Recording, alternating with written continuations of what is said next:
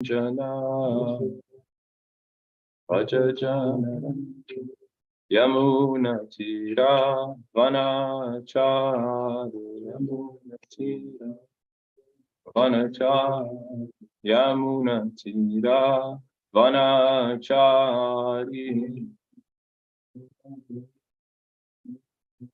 Jaya Radha Madhava Kunja Bihari Kunja Bihari Jaya Gopijana Vallabha Girivaradari Gopijana Vallabha Girivaradari Yashodanandana Rajajana Ranjana Ranjana Yamuna Tira Vanachari Vanachari Jai Vishnupad Paramahamsa Padiraj Acharya Stota Stati Shishimad Zaman Grace A.C. Bhakti Vedanta Swami Maharaj Srila Prabhupada Ki Jai Jai Vishnupad Paramahamsa Padiraj Acharya Stota Stati Shishimad Zaman Grace Srila Bhakti Siddhanta Saraswati Goswami Maharaj Prabhupada Ki Jai Ananta Koti Vaishnava Vrinda Ki Jai Nitai Gaur Prem.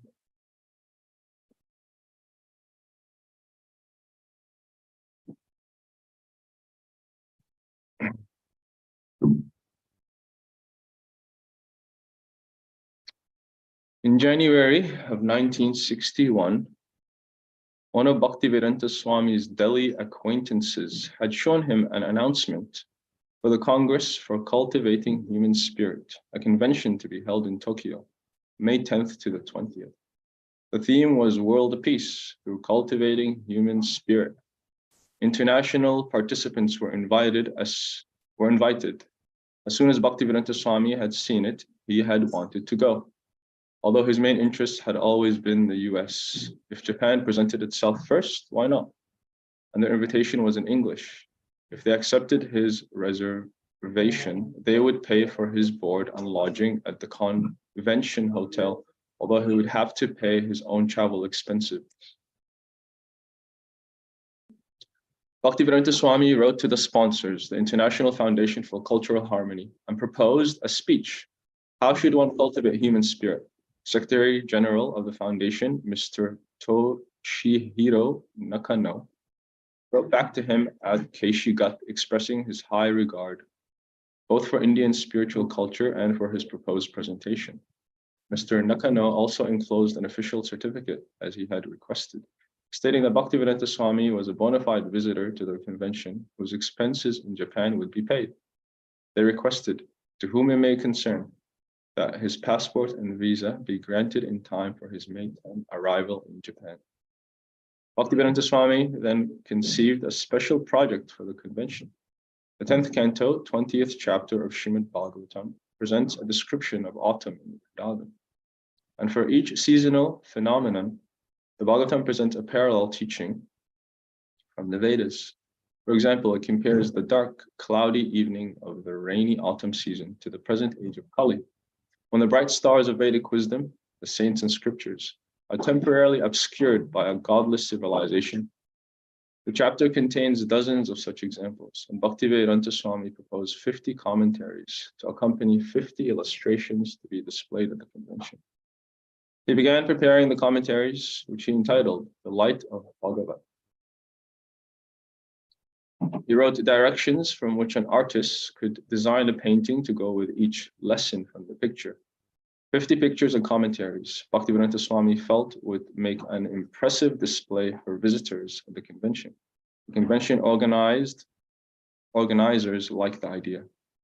As for your proposal to get pictures drawing by artists according to your suggestion, the institution department of the Congress will immediately take people disposal for it under the full consideration of about some specimen idea of picture which will be given to us by you. So I should like to get them as soon as possible. Srila Prabhupada Ki Jai. Om Namo Bhagavate Vasudevaya. Om Namo Bhagavate Vasudevaya. Om Namo Bhagavate Vasudevaya. Om Namo Bhagavate Vasudevaya. Reading from the 4th canto. Will the verse be put up, or should I just read from the book? So, Prabhuji, I can display it if you like. I can. Okay, I'm sharing on the screen there. Just so others can follow. I will read it.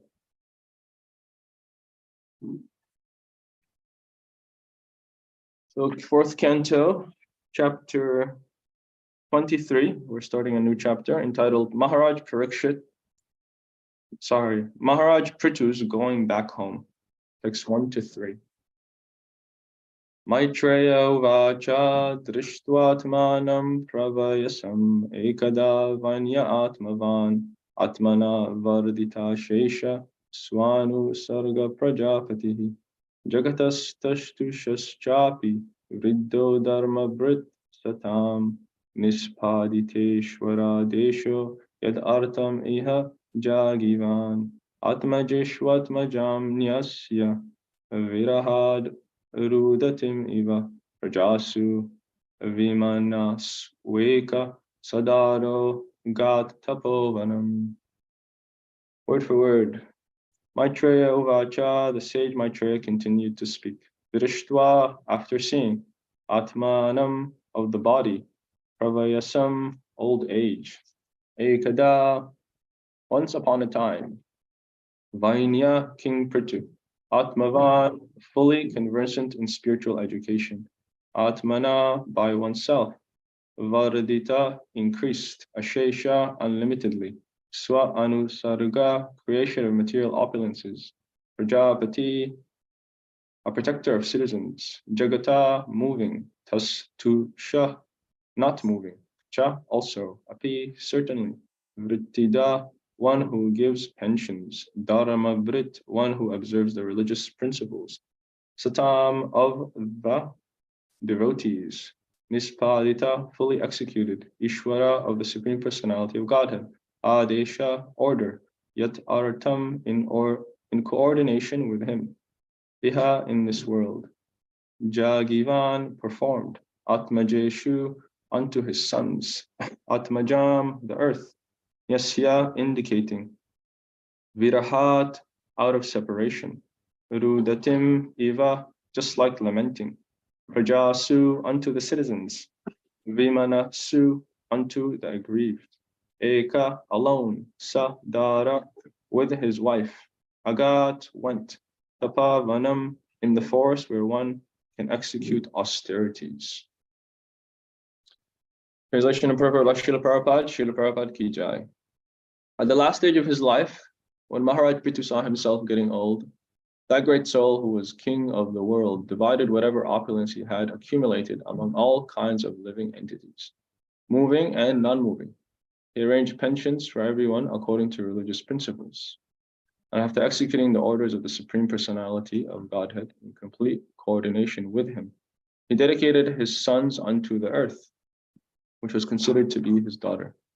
Then Maharaj Prithu left the presence of his citizens, who were almost lamenting and crying or feeling separation from the king. I went to the forest alone with his wife to perform austerities. Purport. Maharaj Prithu was one of the Shaktivesh incarnations of the Supreme Personality of Godhead, and as such he appeared on the surface of the earth to execute the orders of the Supreme. As stated in Bhagavad Gita, the Supreme Lord is the proprietor of all planets, and he is always anxious to see that in each and every planet the living entities are happily living and executing their duties. As soon as there's some discrepancy in execution of these duties, the Lord appears on earth, as confirmed in Bhagavad Gita. Since there were so many discrepancies during the reign of King Vena, the Lord sent his most confidential devotee, Maharaj Prithu, to settle things. Therefore, after executing the order of the Supreme Personality of Godhead and settling the affairs of the world, Maharaj Prithu was ready to retire. He had been exemplary in his governmental administration, and now he was to become exemplary in his retirement. He divided all his property amongst his sons and appointed them to rule the world. And then he went to the forest with his wife. It is significant in this connection that it is said that Maharaj Prithu retired alone and at the same time took his wife with him. According to Vedic principles, when retiring from family life, one can take his wife with him, for the husband and wife are considered to be one unit. Thus, they can both combinedly perform austerities for him. This is the path that Maharaj Prithu, who was an exemplary character, followed, and this is also the way of Vedic civilization. One should not simply remain at home until the time of death, but should should separate from family life at a timely moment and prepare himself to go back to Godhead. As a Shaktivation incarnation of God who had actually come from Vaikuntha as a representative of Krishna, Maharaj Prithu was certain to go back to Godhead. Nonetheless, in order to set the example in all ways, he also underwent severe austerities in the Tapovana. It appears that in those days there were many Tapovanas, a forest especially meant for retirement and the practice of austerities. Indeed, it was compulsory for everyone to go to the Tapovana to fully accept the shelter of the Supreme Personality of Godhead, where it is very difficult to retire from family life and at the same time remain at home.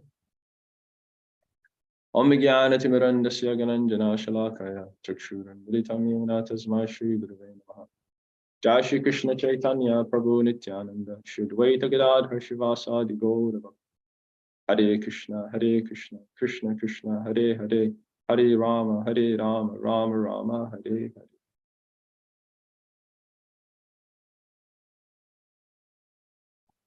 We'll read the verse one more time.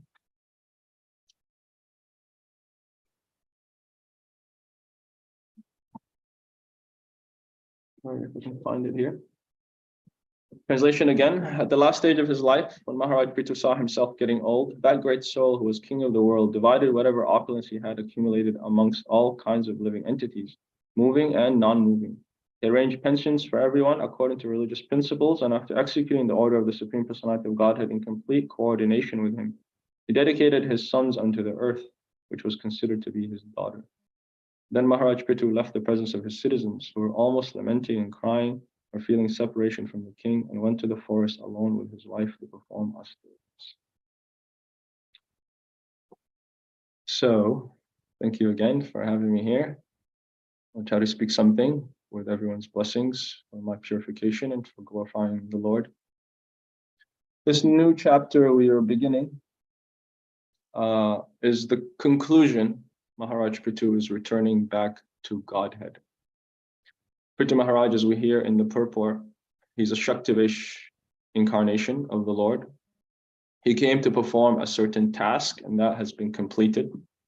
After Vena had destroyed all sanity in the kingdom, Prithu Maharaj appeared to rectify things. And so he completed his duty, and now he is leaving. He showed how to live, and he is going to show how to leave. Yad yad acharati shreshtas tat tat eve tarojana. Sayat paramanam kurute lokas tat anuvartate. Whatever action a great man performs, can common men follow, and whatever standard he sets by exemplary acts, all the world pursues. And so Prithu Maharaj, he's showing that at the end of life, particularly, one should wind things up. Prabhupada goes in the purport to explain that this is applicable for all of us. One should not just remain in materialistic activities until the last moment of death. Actually, our whole life is meant to prepare for the moment of death. It's described as the final exam.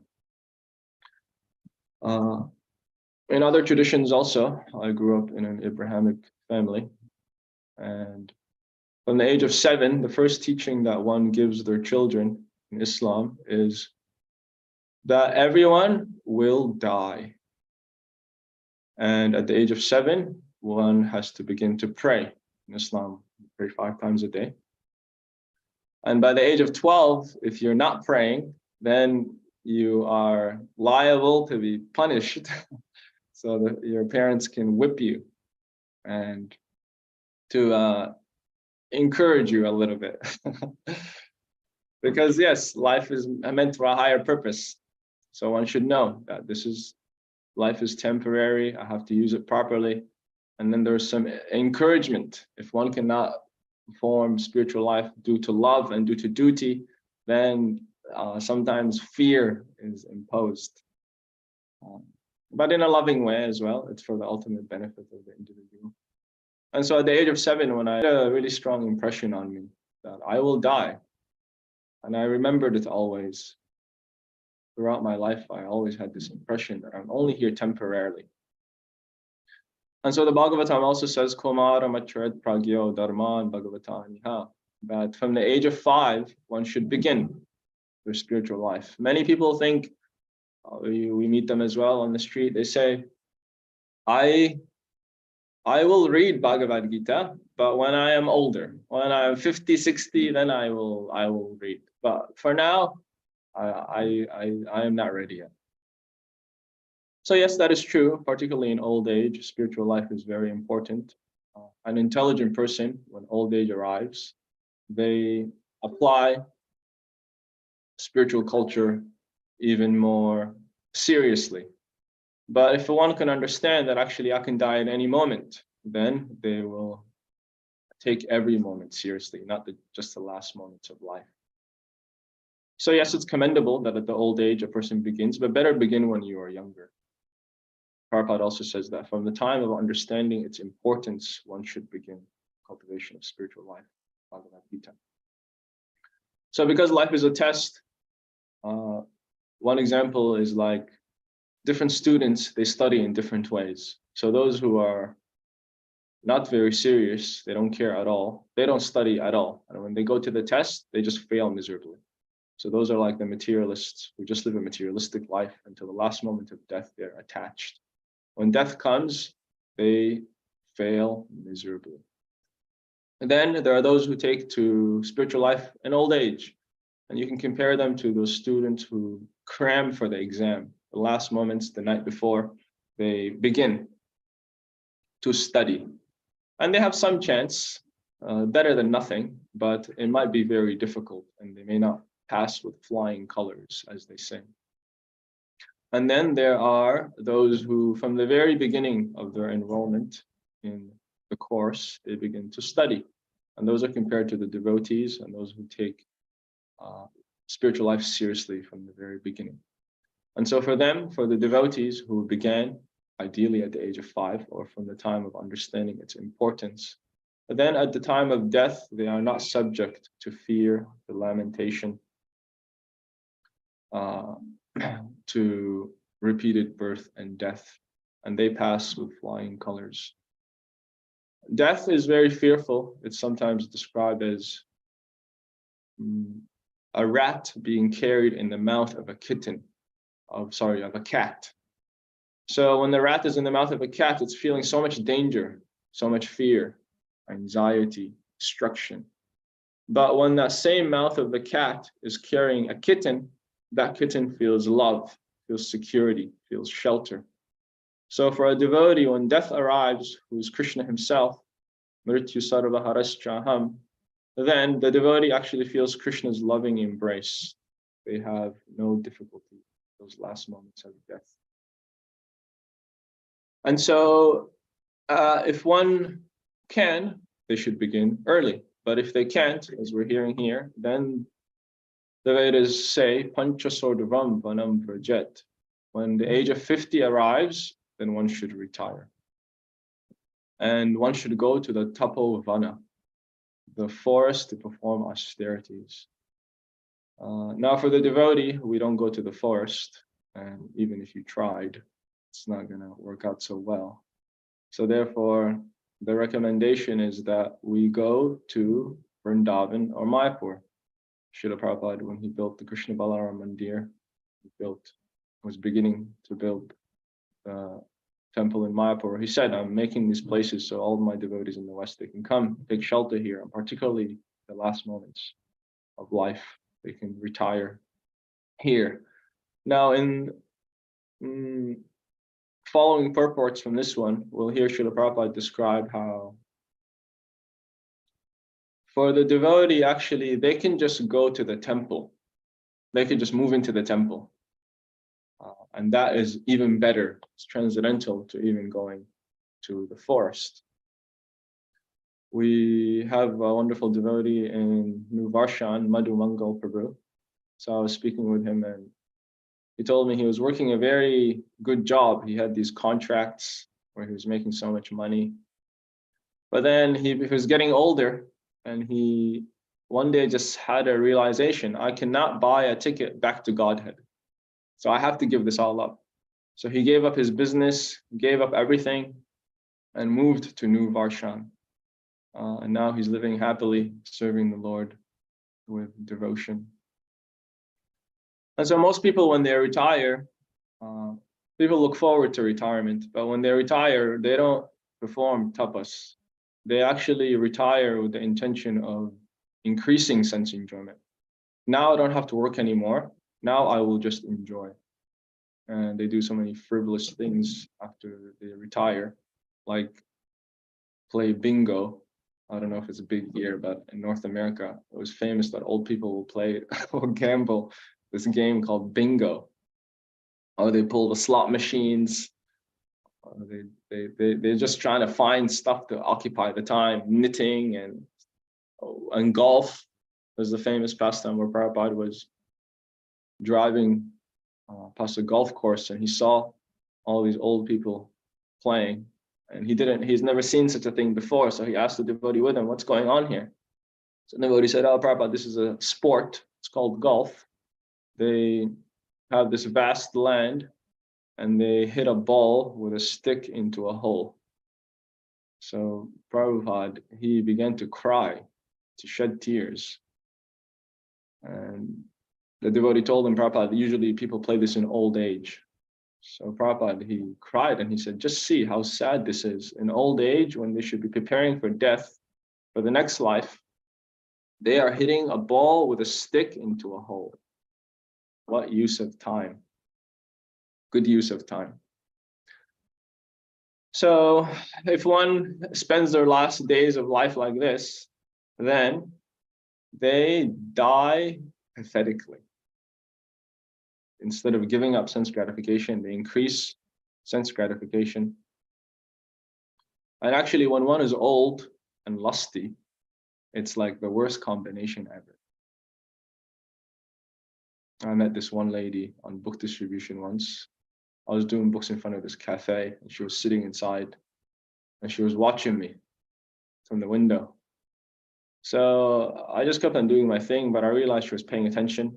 And then she came outside after some time. She had a big cross necklace on her neck. And she had heaps of like makeup on. She looked like a clown practically. And she was dressed in fancy clothes with high heels. And she was like pushing 80 plus. You can visibly see she's elderly. And she began to preach to me about Christianity. And I became fed up. So I thought, I'm just going to lay it on her. So I told her, I'm not changing my religion. I am a monk, and I don't eat meat like you were just doing in the cafe. I don't gamble. I don't take intoxication, and I am celibate. And she looked at me and she said, I am also celibate. So I thought, damn right, you're celibate. I wouldn't like to see what it would look like if you weren't celibate. But then she said, but not by choice. She said, I just can't find a partner. And this made the situation even more sad. That at such an elderly age, she's dressed like that because she's looking to enjoy. She's looking for some sense gratification. So Prabhupada also describes many elderly men who, even in their deathbed, they're in the hospital and they're checking out the nurse, or they're going to like strip clubs, paying so much money. And it's a pathetic situation. And if a person lives like this, then their destination is horrific. They die crying and regretting their existence.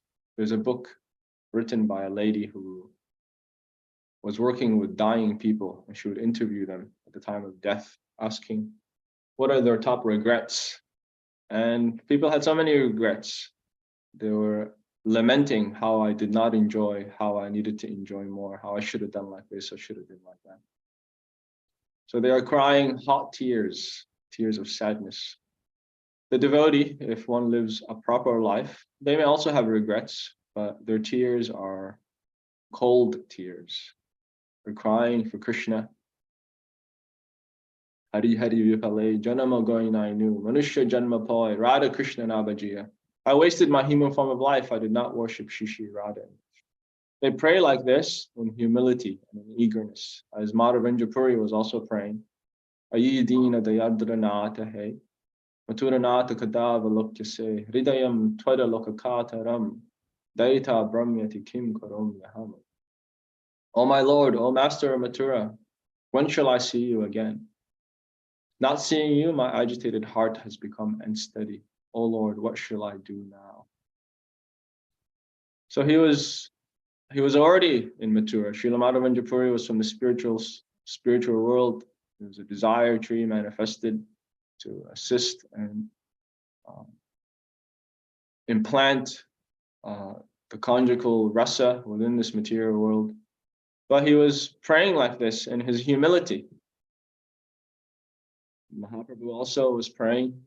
Naprema gando stidarapi me haro krandami so bhagya baram prakashitum vamsi vilasyana nalokanam vina vibarma yat prana pratanga kanvrita. I have not the slightest tinge of love of Godhead within my heart. If you see me crying in separation, you should understand that I'm simply exhibiting a demonstration of my good fortune. Indeed, although I do not see the beautiful face of Krishna playing his flute, I continue to maintain my life like an insect without purpose. So Mahaprabhu is Shri Radha Krishna combined, Shri Krishna Chaitanya, Radha Krishna Anya. He's the greatest worshipper. Nonetheless, he's praying like this, I have no love. So the devotee also laments. Some may misunderstand when the devotee is lamenting, just like Ramachandra Puri, when he heard Madhavendra, his spiritual master, lamenting. He couldn't understand. Why is he lamenting like this? He said, you should be absorbed in Brahman. What's going on here? And Madhavendra got upset. He said, get away from here, you sinful rascal. I have not attained Mathura, and now I have this rascal in front of me preaching to me about Brahman. How can it get any worse than this? So the devotees, they die gloriously because they have used their time here properly. Prabhupada describes that one should die like Bhishma Dev. Bhishma Dev died in the bed of arrows. He had the benediction that he can choose when to leave the world. He died instructing the Pandavas with Krishna in his presence. Similarly, Srila Haridas Thakur, when he passed away, everyone remembered the death of Bhishma. Haridas, he was becoming elderly, and one day Govinda came to see him. This is found in the Antya Leela. Govinda came to see him with the remnants of Mahaprabhu. He said, Haridas, get up and take these remnants. Haridas said, I cannot. I have not finished my prescribed number of rounds. So he just touched the Mahaprasad to his head and he let it go. The next day, Mahaprabhu came to see him. He said, Haridas, what is your problem? Is everything going good? He said, my body is well, but my mind and intelligence are not. Mahaprabhu said, Haridas, don't worry. You're already liberated. You don't have to chant so many rounds anymore. Just reduce your chanting. Haridas said, my Lord, you have shown me so much mercy. I'm fallen. I was born in a Muslim family. So somehow or other, you have gave me even the Shraddha Putra that Advaita Acharya had offered to him. So you had exalted me from such a lowly position you have. And now I'm reading Bhagavad Gita. I was reading something else before. First time I ever went to India, I was at the airport exiting Calcutta, and the guy at the gate, he took my passport and he saw my name, Arabic name, and he said, what are you up to here? I said, oh, I'm visiting holy places, Vrndavan, Mayapur. He said, he looked at my passport, he said, but you are Muslim. I said, yes, but now I read Bhagavad Gita. He said, okay, wait here. So he went, they were having like a meeting, him and a few other ministers. And then they pulled me into a room. It was like a detective room, put me on the chair. So the guy sat there and he said, "What have you been up to here?" I said, I told him I'm visiting holy places, Vrndavan, Mayapur. Again, he looked at my passport and said, "But you are Muslim." I said, "Yeah, but now I read Bhagavad Gita." So then he said, "Oh yeah, how many times you read Bhagavad Gita?" I said, "I don't know, like 10, 20 times. I lost count." He said, "Okay, well, 10th chapter, what does it say?" So I said, 10th chapter, Krishna speaks about his opulences, and he wasn't really satisfied. And I realized, oh, he wants to hear the Chatusloki. So I said, Aham sarvasya prabhavo, mata sarvam pravartate, iti vetva bhajante mam, udavava samanvita. So he was satisfied with that. And then he began to smile a little. Then he said, okay, 11th chapter, what does it say? The 11th chapter, there's there's Krishna's universal form. So then by this time he was getting happier and happier. And he paused for a minute. He looked at me and he said, "It's very nice to meet you. Please forgive me, but you can come back to India as much as you like." And they let me go. So similarly, Haridas, he was saying, I was for such a fallen condition, but you have exalted me so much, man. Then he said, I have actually one request. I know that you are about to leave soon. You're about to finish off your pastimes here, and I do not want to see that. So if you so desire, my Lord, please allow me to leave now while you are present. Mahaprabhu said, you are the source of all my happiness. If you leave, what will I do? Haridas said, do not create an illusion. Mahaprabhu left, very grave. He came the next day with all his devotees, Swarup Damodar, Bakreshwar Pandit, and others. Mahaprabhu began the kirtan, and Bakreshwar began to dance. Haridas, he clasped the lotus feet of the Lord to his chest, gazed at his lotus face, and he chanted, Shri Krishna Chaitanya, Shri Krishna Chaitanya, Shri Krishna Chaitanya, and he left his body and his own blood, just like Bhishma Dev. So Srila Prabhupada, he did a similar thing. He left preaching the Bhagavatam, translating, presenting his purports. We have the exalted example of Srila Gaur Govinda Maharaj, who also left speaking about Radha Tattva. He predicted his own departure. Srila Gaur Govinda Maharaj was being, you can say he was upset about some certain things that were happening. And at one time he commented to his devotees that Bhaktisiddhanta Saraswati, he was very disgusted with this material world. So he said it's not fit for a lady or a gentleman. And therefore he departed prematurely. So he said, similarly, I may also leave. I don't know. Let me ask Gopal. We'll see. Whatever he wants me to do, I will do. Shortly after, again, he commented to one of his devotees that I will leave soon. And then he went to Mayapur amongst so much GBC meetings, very busy. One day he came back after all the meetings in the evening, and two devotees came to see him. He hadn't had any preaching engagement for a few days. So some devotees came to see him, and they had many questions. And one devotee presented the first question, and they asked, can you please describe what is the significance of Mahaprabhu's stay at Jagannath Puri, and particularly why he stayed there in the last days of his manifest presence here. So Srila Gaur Govinda Maharaj, he became very enlivened by this question, and he began to tell a story of Krishna in Dwarka. Krishna was in Dwarka and he was feeling separation from Srimati Radharani, and he fainted. Then Uddhava, Narada, and Balaram came, trying to figure out what to do. How can we revive Krishna back? So they decided, Narada Muni, you start singing some Vraja Leela. And while Narada was singing, they readied 3 chariots to take Krishna, Balaram, and Subhadra to Vrndavan. So Balaram and Subhadra, they went ahead to Vrndavan, and they were going to get the residence in order. So when Krishna arrives, he doesn't see them in such a piteous condition, separation from him. So, but when they got there, Balaram and Subhadra, seeing the residents of Vrindavan in such a state, they also manifested ecstatic symptoms of Mahabhav. Their eyes became dilated, the limbs shrunk into their body. They took on their forms of Baladev and Subhadra in Puri. And then Krishna went, and when he got there, the first place he arrived to was where Srimati Radharani was.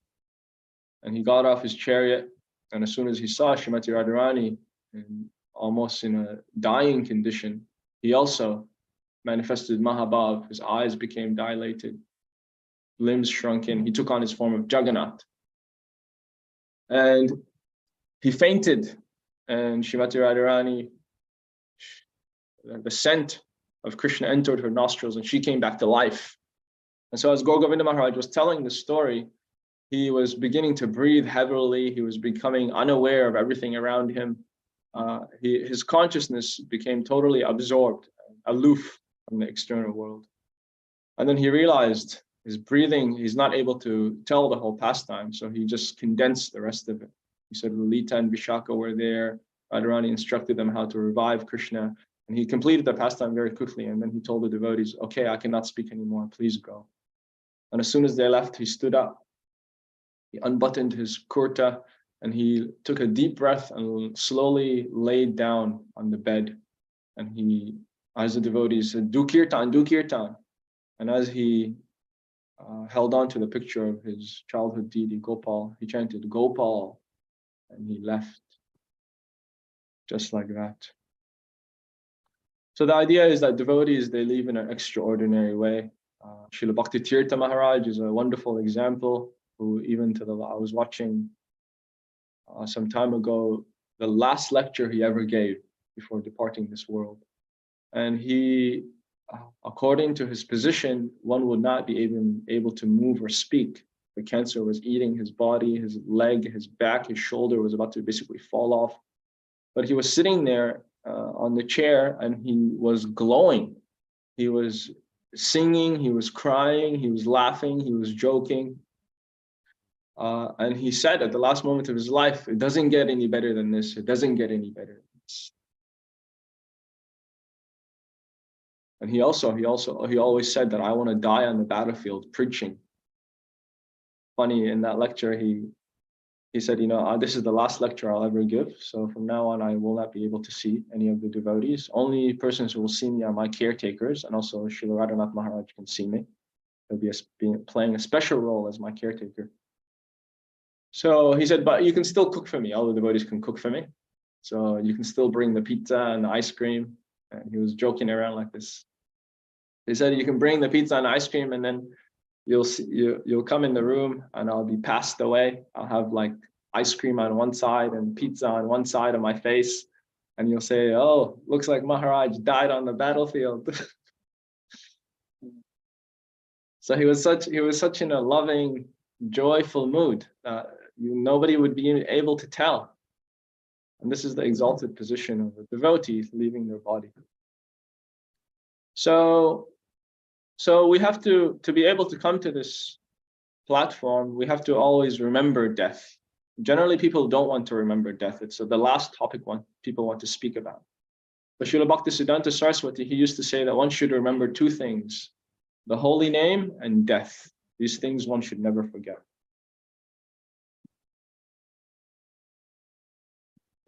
So, yes, the more that we remember death, then we will live our life accordingly. There's a lot of implications for one forgets that this life is temporary. They live in a different way. They begin to make so many plans to live in a comfortable way here, thinking that they will stay there eternally. So it's a wonderful phenomena that everyone is dying, but nobody thinks that they will die. Yudhisthira was asked by Yamaraj, Ahanyahani bhutani gachantiha yamalayam. What is the most wonderful thing in this world? And Yudhisthira replied that hundreds and thousands of people are dying every day, but everyone thinks I will live forever. It will not happen to me. So this is, it's like denial. Like often when a person is in denial, say like a drug addict, they ask them to get some help, but the person says, no, I don't need any help. I'm fine. I'm fine. So similarly, it's a similar state that people are living in. It's like, say you go to the doctor. I go to Kadambakanan Prabhu or Nalini Kanta Prabhu, and I get a diagnosis. He says, oh, Prabhu, sorry, you have cancer. You're going to die in a couple months. And I say, no. I think you're being negative. This is like a morbid, pessimistic statement, and I don't accept it. So then I leave and I become emaciated. My hair is falling off. I'm frail. I'm weak. I can't move. This is basically the position of a person in old age. But still, one is saying, no, I'm all good. I don't need anything. There's no problems that I am having. So the purpose, the goal is to remember Krishna at the time of death. Ante Narayana Smriti. Antakala Chamameva Smaran Muktva Kalevaram. Krishna says, if you remember me at the time of death, you will come to me. If you remember any other subject matter, Yam Yam Vapi Smaram Bhavam, that you will attain. So everyone has to meet death. Everyone will be stripped away from their possessions. So better renounce it before that time comes. If we cannot renounce it early, from an early age, then at least at the age of 50.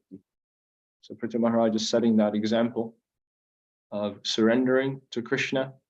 It's described that if one doesn't meet Krishna while they are alive, everyone meets Krishna at the time of death. Mrityu sarvaharaschaham.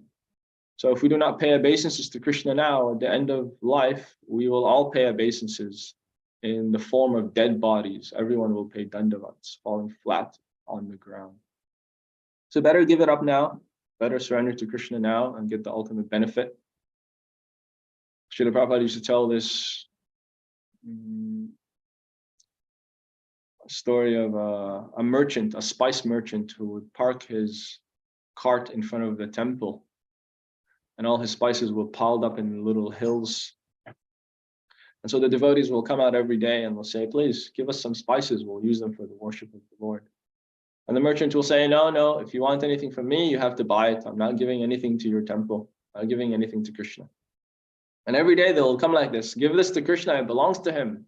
You serve the Lord. And he would say, no, I cannot give you anything. And then one day, a big gust of wind came and took all his spices. And while his spices were flying in the air, in the sky, he looked up to the heavens and he pointed and he said, oh, Krishna, I offer this to you.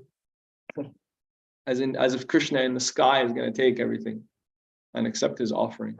But Krishna cannot be cheated like that. So similarly, better to give everything to Krishna now, better to surrender now, become happy now, and prepare for the last moment of death. In this way, the devotee, in all difficulty, they're never disturbed. Prabhupada actually says that because the devotee is dhira, they're not disturbed by the change of body. They're also not disturbed by death, to the extent that even if a dear relative, loved one passes away, they understand that this person has never died. He's an eternal soul. There's the pastime of Shivas Thakur, Shivas' son. He passed away in the kirtan. And all the ladies in the house, they were crying. So Shivas went to the room where the son passed away. It was his only son. And he said, stop this crying. Mahaprabhu is dancing. You're going to disturb the kirtan. They wouldn't listen. So Shivas said, okay, if you do not stop, I will go and jump in the Ganges. I will drown myself and you would have lost your son and your husband. So this did the trick. They all stopped their crying. And then kirtan went on, and in the morning, Mahaprabhu, he said, looks like there's some calamity, something has happened here. So all the devotees, they told the Lord, Srivas' son has died. Mahaprabhu said, why didn't you tell me? Shiva said, while you are dancing, what kind of calamity can take place? So the idea is that in all difficult situations. Of course, Shivasa's son, he died in the kirtan. He got the ultimate destination. And then Mahaprabhu, he brought him back to tell the household, why is it that you left? So he also spoke some philosophy at that moment. So to conclude, Prithu Maharaj is showing by example how one should depart. And if we apply the teachings found in the Bhagavatam, the whole Bhagavatam is an example of how to die. Parikshit Maharaj is going to die in 7 days. So he's showing how one can die in Krishna consciousness, hearing about the Lord, serving the Lord in the association with the devotees. And this way we can leave gloriously rather than leave pathetically, because we all have to leave. This is the reality. There's a saying that the truth will set you free, but first it may upset you.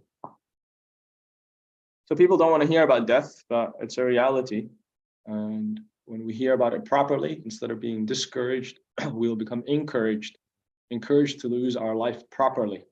Some materialistic people, they talk about death, but what is their conclusion? That if you can remember death, you can remember that your life is temporary, and in this way you can try to enjoy more in this temporary moment, in this temporary time that you have. Squeeze the pipes out of life because it's temporary. So this is the wrong conclusion. We understand it's temporary, and therefore we try to use it for something that is eternal. So I'll stop here. If there's any comments or questions you can take, I'll try to answer. Hare Krishna Prabhu, Dandot Pranam. Hare Krishna. Such a beautiful opening of this chapter with so much beautiful examples. How you explain that how to prepare your life for the end of your life is very, very significant. You have given such a good example, understanding the importance of preparation for the last part of the life. And we people do not understand the importance. And we start making a stage makeup, which doesn't help us at all. Like a student, if he wants to perform good, stage makeup can't help. Similarly, person doing the stage makeup at the end of their life won't help.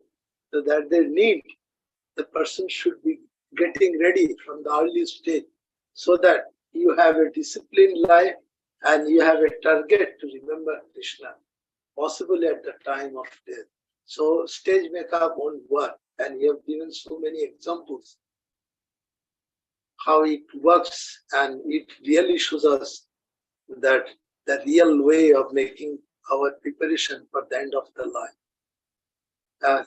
As death comes just like without notice, as you mentioned, how we think that the rat in the cat's mouth and kitten in the cat's mouth are the same. No, it's not like that. It's very, very opposite way, 180-degree difference.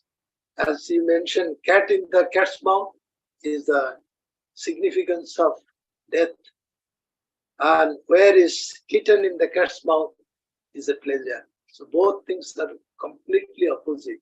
So we need to understand the importance of life, not by enjoying the life throughout the end of life and you get nothing out of it.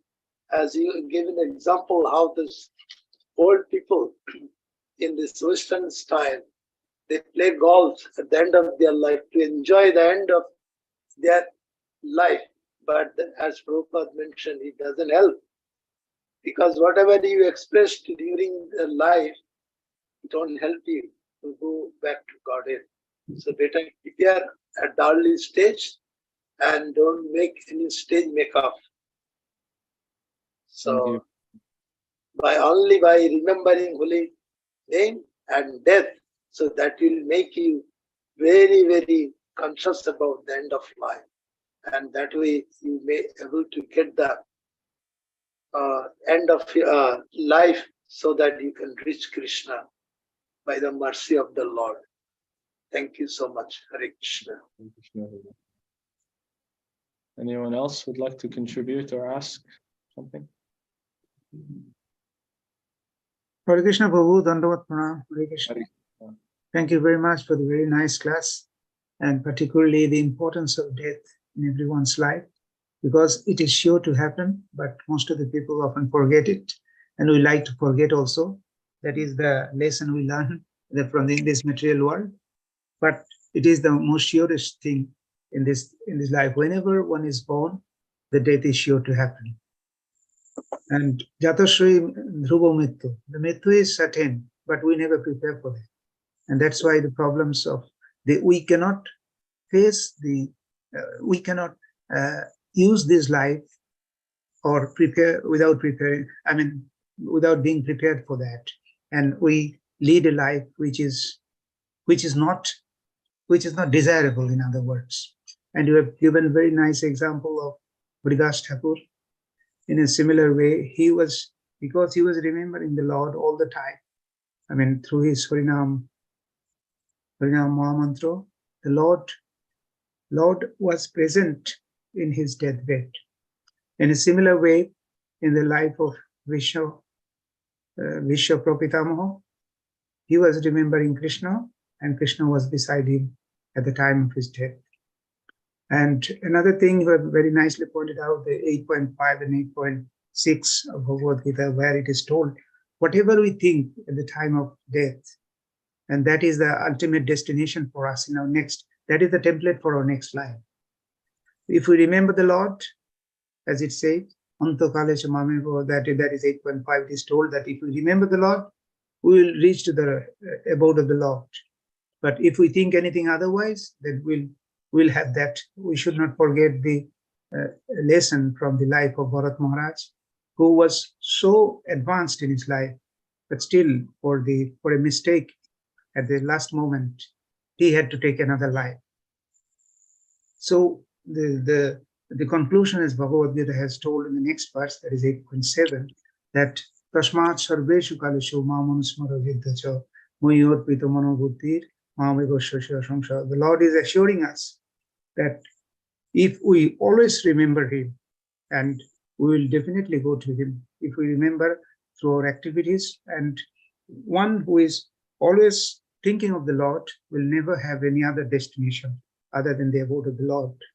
If we follow it in our life, in our activities, and as you have told the importance of death, that it is sure to come, and if we prepare for that, we will not be misdirected, and we will certainly go to the highest goal of life, and can return to Godhead, for which Prabhupada has given us the opportunity, and hopefully we can take advantage of that. And if we take advantage of that, we will not miss our goal. Hare Krishna Prabhu. Jai. Thank you, Prabhu. Hare Krishna Prabhu. Hari. Thank you for the sort of wonderful class. I really like your point about Krishna Maharaj is showing by his own example how to live life and how to live life. End of the life, how one should engage in Krishna service or meditate and live. Just looking at the current situation in the Western world, death is not very much discussed. They try to hide everything. If you all the advertisement, they only show young people, but they never show old people. But even when there's a funeral, his body is covered up. And when the priest gives his final sermon, say, rest in peace. So how does this, it's like an illusion. How can one overcome this? How we can impress on the leaders that death is a final exam, a defining moment for a person, and how one should meditate on the Lord, remember the Lord to go back to his abode. But in the Abrahamic religion, it's not very much emphasized. Please, can you elaborate why this so and what can be done? Thank you. So your question is, how can we remember the Lord at the time of death? Is that it? No, the Abrahamic religions, they don't emphasize death so much. They only say rest in peace. And how we can sort of impress, this is a very important point of a personal life. And we should impress on them how to remember the Lord. And so what is the difference? Yeah, actually, in Islam, it's stressed quite a lot that at the time of death, you should remember God. So there's a thing called a shahada, in Islam. There's many similarities actually with, of course, religion is universal, God is one, and so there are similarities there. So I remember in Islam, they say that at the time of death, if you can recite the Shahada, Ashhadu anna la ilaha illallah Muhammadan abduhu wa Rasulullah. If you say this right at the moment of death, you go to heaven. So just like we have, if you chant the Hare Krishna mantra at the time of death, you remember Krishna at the time of death, you go back to him. So it's the same principle, actually. They also have the same principle that if you can help another person become God conscious or convert them to your religion, then you get the mercy of the Lord. So similarly, we have the same. Krishna says, anybody who describes this knowledge to others, they become very dear to me. So they do have some emphasis at the time of death. Of course, there are others who may not accept that principle so much. They just say, if you believe, then you are saved and you can do any damn thing you like. So ultimately, we can't convince a person unless they want to understand things logically. And also Krishna from within the heart, he inspires different people in different ways. But the least we can tell them, and we can try to remind people, is that life is temporary and you have to use it wisely, because at the end of life, you can't just pull an aja meal. And sometimes devotees think like that, I'll just, at the time of death, I'll just chant, Hare Krishna, and that's it, I'll go back to Krishna. But aja meal means you cannot do it. Only he can do it. That's the definition of his name. So similarly, in other religions as well, you can believe, you cannot believe, but how you lived your life will determine your destination. So at the time of death, that's the real test. When we see somebody dying, how is it that they are leaving their body? Are they in pain and suffering and regret and anxiety? Or are they welcoming the situation in a God-conscious way? So there are saints in all traditions, and they will experience, because of their sincerity, they'll experience the time of death in a different way. It's not that it's all black or white. So if one lives their life in a pure way, then the miseries in old age actually are reduced, and also the miseries at death are reduced. Many people also have a lot of realizations at the time of death. There's a wonderful book compiled by Giriraj Maharaj called Life's Final Exam. So in there, you'll hear in other traditions how other persons have experienced death, how devotees have experienced death, and even how parents of devotees, family members of devotees have experienced death. And in all of them, you will see that it's a very critical moment of life. If we are have the good fortune to see people dying, then this will give us more realization and more knowledge. But the problem is that death nowadays is hidden. We don't see people dying. They're dying in the hospital, in old people's home. Everything is just hidden. And even when you go to a funeral, the body's all dressed up with makeup, trying to make it look like it's all beautiful. So death, if it's in front of us, if we're always thinking about it, then when it arrives, we will treat it in a different way. We'll be ready in a different way. But I think in all traditions, in all religions, there should be, and most likely is, an understanding of death and how to deal with it. But of course, Bhagavad Gita gives the highest understanding, and that's why we follow Bhagavad Gita, because it is the greatest book of knowledge. Thank you very much for your explanation. Yeah, it really helpful. Also, please explain why Christians say rest in peace. When you say this funeral, they say everybody say R.I.P. Well, they're hoping that the person will rest in peace, but they can't see it. It's like kind of like what do you say? When you wish somebody well, they're hoping that they're resting in peace. They don't see what their future is going to be. So I think it's kind of just like a saying that has evolved. Maybe there's a history to it, I don't know. Maybe it comes from the Bible. Maybe there's some significance to it. But I mean, everybody says it. Sometimes even like some gang member dies, and then all their homies, they get on their body tattooed, rest in peace.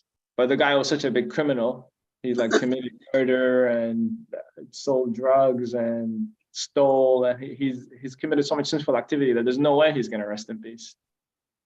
So people just say it. It's like another thing people say without really any logic or understanding behind it. But they hope that the person will rest in peace. Thank you, Prabhu. That helps. Thank you for a wonderful explanation. Doris. Okay, should we stop here, Prabhuji? Grantaraj Srimad Bhagavatam ki jai. Jai. Jai. Gaur Premanand. Hari Hari Bol. Hari Hari Bol. Panchalabhyascha kripasinubhyavaivacha patitanam bhavanebhyo Vaishnavebhyo namo namaha. Anantapati Vaishnav Vrinda ki jai. His Grace Vrindavan Madhurya Prabhu ki jai. Gaur Premanande Hari Hari Bol. All glories to the symbol. All devotees, Hare Krishna.